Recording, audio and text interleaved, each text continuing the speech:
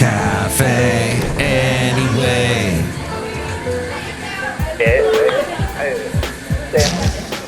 Mike's Daily Podcast. 2209 2209. That is the number of today's podcast. That's called Mike's Daily Podcast. Hello, how are you? My name's Mike Matthews. This is a show where I sing to you at the beginning and then we talk about stuff that's kind of interesting. And then Mike Matthews has some visitors that stop by and they sing. They don't really sing. I kind of sing at the beginning, if that's what you want to call it. And it's great. And I hope you love it. And I hope you follow it with a delicious meal. A Hungry Man meal, for example. Mike's Daily Podcast. Do you remember Hungry Man? Hungry Man meals came in, I think they were completely covered in aluminum foil. Mike's. And you stuck them in the oven. Daily. And that's the podcast. This is before we all had microwaves. Yeah. And then that was how you got your instant meal thing. That was it was in the freezer section.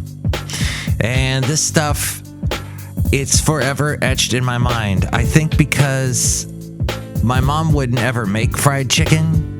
So all of a sudden you've got this thing that's got fried chicken in it. And I was like, oh, is that what that is? My mom did the shake and bake. Shake and bake. Yes. Which is basically, I have long since discarded shake and bake. I do my own. I get flour, usually some kind of wheat flour. And I put it over the chicken, then add a bunch of seasonings, garlic powder, maybe some of your Italian seasonings, your herbs and whatnot, pepper, salt, although I try and stay away from salt. Then so the old way, shake and bake, the way my mom would do it, she'd dump it in the bag with the powdery stuff that has basically everything in it that I was just talking about. Maybe it also had, what is that stuff? Like the, not the cornflakes, but the kind of the panko breading type thing. The breading. Yes, the breading. Gosh, I haven't bought breading in a while. I'm now realizing. So you would shake it and then put it on these. And here's today's podcast picture. Cookie sheets. And then if your mom did like my mom did, she'd put like a brick of butter on each chicken. Yes, it tasted really, really, really good. But probably not the healthiest thing. At any rate, I do my own version now with a little bit of olive oil. I don't use butter. And I use, like I said, a little bit of the flour. I try not to get too crazy on the breading. It's just mostly in the seasoning. But I bake it. It's all about baking it so you're not cooking it in oil. Although, yes, that makes it taste way better. That's right, Basil. I let Basil have some of the chicken that I would make back in the day. He enjoyed it. Yes. And he says, give me more, give me more. Ah, Basil. He was very happy with my cooking. Even if I wasn't. You know, what it is you don't put a lot of olive oil on there, by the way. Just a little. You don't want to go crazy. Olive oil is one of the better oils you can put in your system. Coconut oil, apparently not, because it's so thick. It clogs up your arteries, apparently. You want the oils that can go through your system better. This is what I read. This is what I found out in my health class. This is what I have acquired knowledge-wise. I heard, is it sunflower seed oil is supposed to be really good for you, too. So let's say you're going, hey, Mike, I want to start my own podcast. Or, hey, Mike, I want to, because you can make a lot of money off of podcasting, right? Hold on, I'm going to laugh. Okay, there was, imagine laughter just then. I couldn't make myself laugh right there. I'm not the best actor. Yes, no, you can't really make money off of the podcasting unless you have a really popular topic like gaming.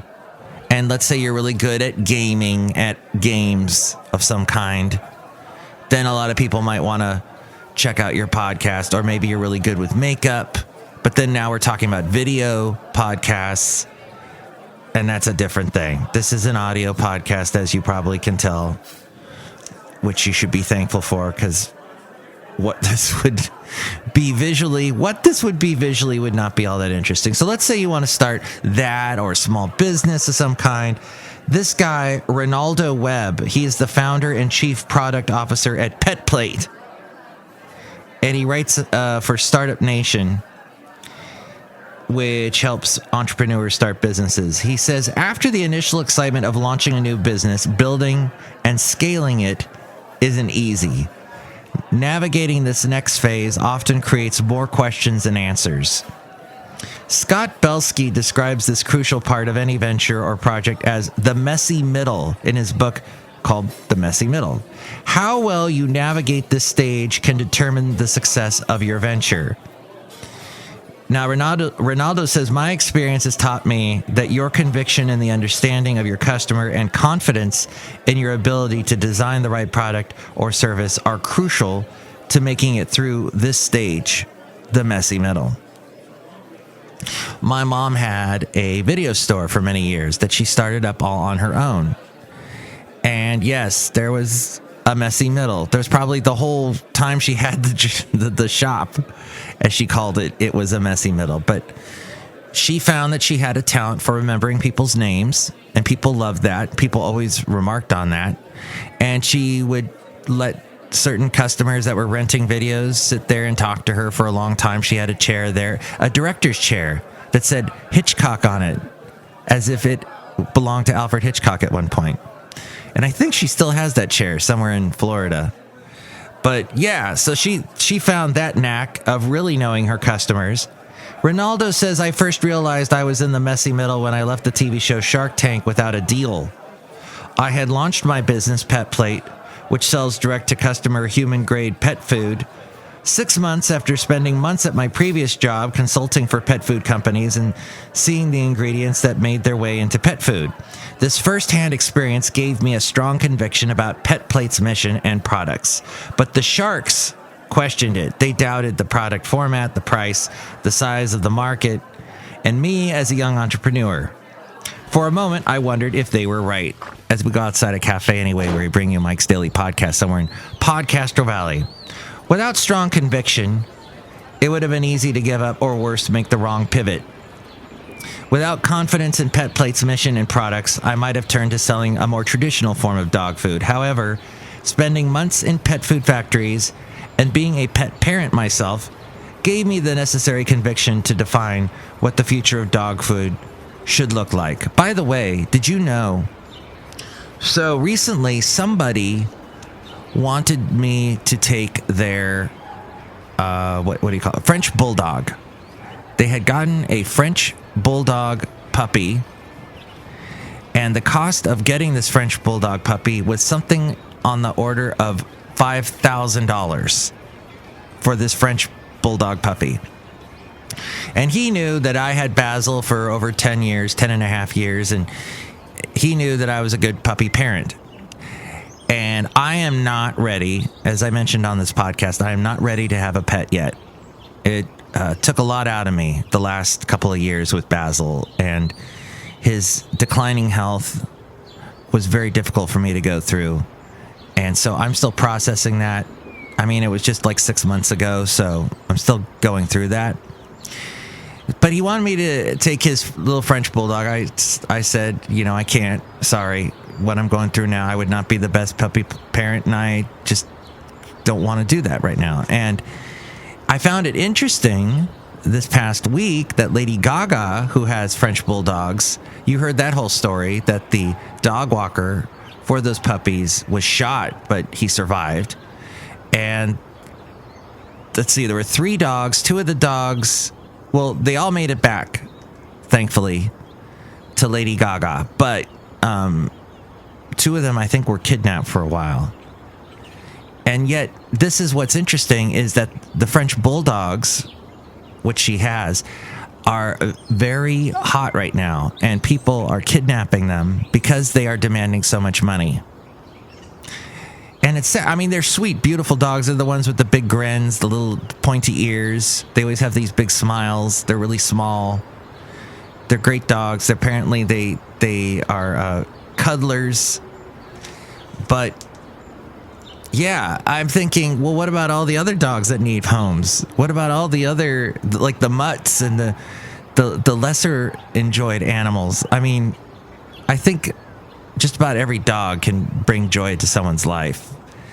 And at some point, a dog will bring joy to my life again, but I'm not ready. So, Ronaldo Webb said that with his new business, we have shipped over 15 million meals to more than 300 dog breeds around the country. It still feels like Pet Plate is in the messy middle, but I am surrounded by a supportive team that shares our mission and vision to help dogs live healthier, happier lives. The statistics for the number of startups that succeed and fail highlight the importance of maintaining your conviction while you grow your business. There will be moments when you think you've made a fatal mistake, but oftentimes that's just an overreaction. Yes, don't be so hard on yourself. You think you've made a fatal mistake, but it's just an overreaction. What's important is solving problems quickly and efficiently, nipping them in the bud. This will allow you to learn about mistakes, learn to keep from doing mistakes and keep moving forward, greatly increasing your chances of reaching success. I pulled this from, yes, the Costco connection, and they probably have some connection with Ronaldo's business, but at any rate, I thought I wanted to share that with you. I thought I would do that, and I did it. And check out more at mikesdailypodcast.com. That's my little business that I make absolutely no money on. But yes, I put a little money aside for that every year. And I've had it now for a while, mikesdailypodcast.com. You can call me at 336-MM Daily to let me know what you think about all this. 3 + 3 = 6. MM as in Mike Matthews Daily. As in what this podcast tries to be. I get interrupted. I got interrupted the past couple of days with stuff. I think we did one Saturday. We missed Friday. You know, it's here and there. It's scattershot, but I try. Mike's Scattershot Podcast is not as catchy a name. mikesdailypodcast.com. And we're outside a cafe anyway. Look who's here. Hello, Mike Matthews. It's Chely Shoehart, Gift Shop Supervisor. It's really great to be an entrepreneur. Yes, and you've been one for a long time here at Cafe Anyway, somewhere in Podcastro Valley. The last place on earth selling your Cafe Anyway globes. Snow globes, I mean. Yes, Mike Matthews, you shake them and there's like snow inside. That's amazing. Look who else is here. Oh, Mike, this is Floyd the Floorman. And this is John Deere, the engineer. Mike, you were talking about Engineer Week last week, but it's not Engineer Week anymore. I'm sad. Mm-hmm. We should always remember engineers because they help fix things in this world and make our conversations very interesting because they have so much to say. They know a lot about all kinds of things, it would appear. Next show is going to be the wonderful Benita, the Disgruntled Fiddle Player, and the Brewmaster. And you can catch this podcast in all the places. You can find it at mikesdailypodcast.com. We got past shows there, past podcast pictures. I've also got my secret little short video clip that I include with every podcast. You can catch that there as well at mikesdailypodcast.com. And with more on that, it's A-Frame. Mike's Daily Podcast is written and produced and performed by Mike Matthews. His podcast is super easy to find. Download or listen to his show and read his blog at mikesdailypodcast.com. Email Mike now at mikesdailypodcast@gmail.com. See you tomorrow. Bye. You know, I mentioned the podcast pictures that you can see, all the past ones. I forgot to mention today's. It's of what I thought was a yak, but it's actually an ox. And I used to live in a town called Oxnard. And then I finally got to see an ox. I lived in Oxnard for like a huge chunk of my life, 20 years or something. Went to high school and all that. Met all my friends there. Met a bunch of friends. Enjoyed the life in Oxnard. And then I finally got to meet an ox. This was about 2 weeks ago in Tamales. That's north of San Francisco. Just south of Bodega Bay. And this big furry ox, and I think it's a musk ox, actually. I thought it was a yak at first, but it is a musk ox from what I was able to find on the internet. Very sweet, big, shaggy, beast-like, bull-like type animal that has hair covering its eyes like a sheepdog. How cute. It reminded me of the sheepdog I had when I lived in Oxnard, Ollie Mop. But you can see that picture at mikesdailypodcast.com.